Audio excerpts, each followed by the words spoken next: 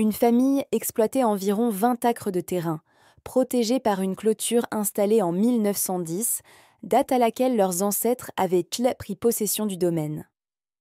Plus tôt dans la journée, lors d'une réunion chaotique du cabinet sous Donald Trump, on l'a vu somnoler, voire baver sur lui-même. Ce n'est pas un cas isolé. À plusieurs reprises, Trump a été surpris en train de s'endormir en public, y compris récemment lors des funérailles du pape François, où il paraissait particulièrement désorienté.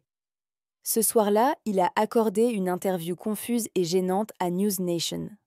Interrogé sur ses critiques envers Harvard, il a répondu en parlant de Harlem. Il a affirmé à tort que les habitants de Harlem soutenaient ses attaques contre Harvard, ajoutant qu'il obtenait un soutien massif des électeurs afro-américains. Il a ensuite vanté ses soi-disant réalisations pour les minorités, comme la réforme de la justice pénale et les zones d'opportunité. Cette séquence a relancé les inquiétudes sur un possible déclin cognitif de Trump.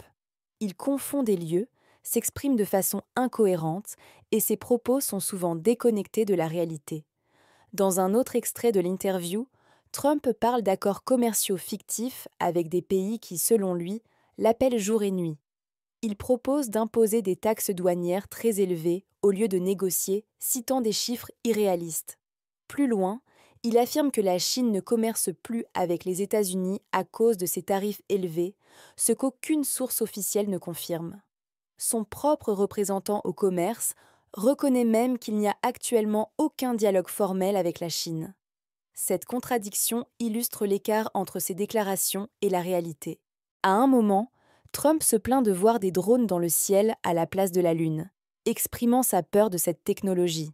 Il affirme également que refuser les produits chinois est bon pour l'Amérique, même si cela nuit à l'approvisionnement. Il prétend avoir réduit de manière drastique les importations, mais sans fournir de preuves concrètes.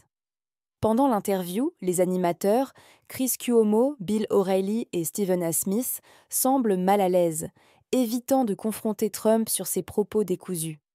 O'Reilly tente même de lui donner des conseils politiques, comme s'il s'adressait à un enfant. Par ailleurs, l'équipe de Trump a créé un faux site internet imitant le Drudge Report, prétendant que ses 100 premiers jours au pouvoir ont été les plus réussis de l'histoire présidentielle. Enfin, Trump a menti en affirmant que les prix de l'alimentation baissaient et que l'essence coûtait moins de 2 $, des chiffres totalement fictifs.